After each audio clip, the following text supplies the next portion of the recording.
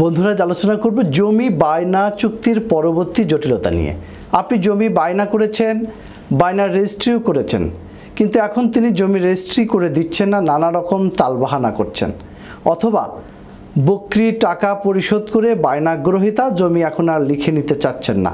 No tension, বায়নার দলিল অনুযায়ী আপনি জমি রেজিস্ট্রি করিয়ে দিতে বাধ্য করতে পারবেন, কিংবা বায়নাগ্রহীতার কাছ থেকে আপনি ক্ষতিপূরণও আদায় করতে পারবেন। বায়নার দাতা এবং বায়নাগ্রহীতা উভয় পক্ষের আইনি ডিফেন্স নিয়ে কথা বলতে আমি PM সিরাজুল ইসলাম সিরাজ প্রামাণিক, আইনজীবী, বাংলাদেশ সুপ্রিম কোর্ট, আজ আপনাদের মাঝে হাজির হয়েছি। তবে মূল আলোচনা শোনার আগে আমাদের ল টিপস ভিডিও চ্যানেলটি সাবস্ক্রাইব করুন, বেল বাটনে ক্লিক করুন।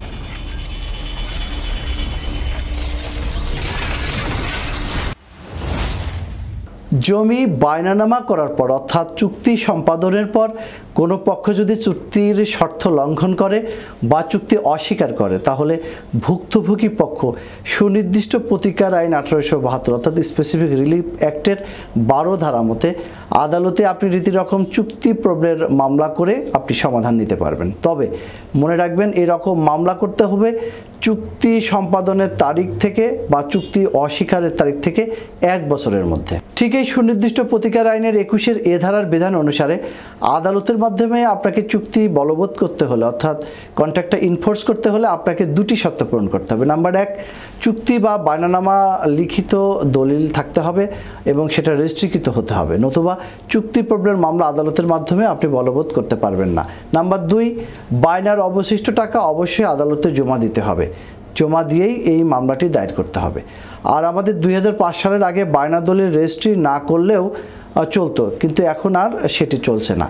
তবে হতাশ হওয়ার কোনো কারণ নেই, বায়না দলিল রেজিস্ট্রি না হলেও কিন্তু বিকল্প ব্যবস্থা রয়েছে।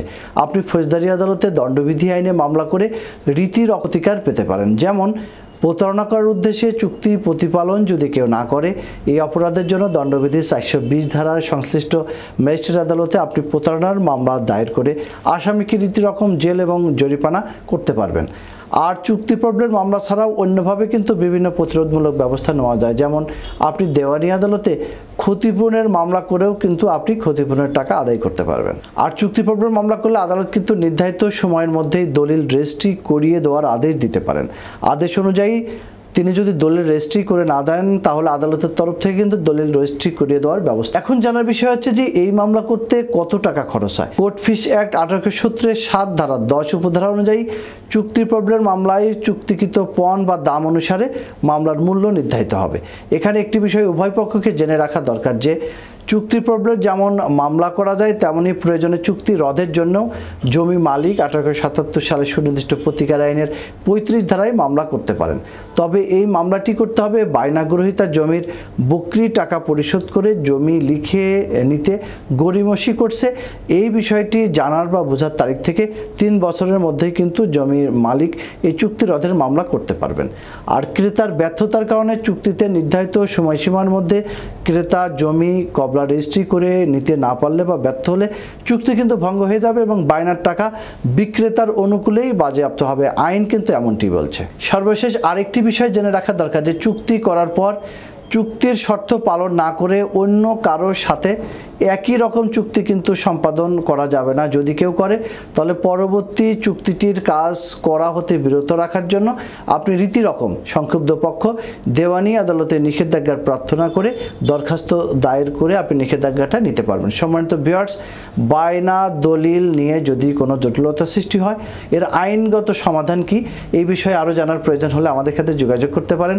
ভিডিওর স্ক্রিনে mobile number, email, WhatsApp number দেওয়া আছে। আমরা উপযুক্ত সম্মানী প্রাপ্তির মাধ্যমে আপনাদেরকে আইনি সহায়তা দিয়ে থাকি। আজ এ পর্যন্তই। সবাই ভালো থাকবেন, সুস্থ থাকবেন। আমাদের চ্যানেলটিতে সাবস্ক্রাইব করতে ভুলবেন না।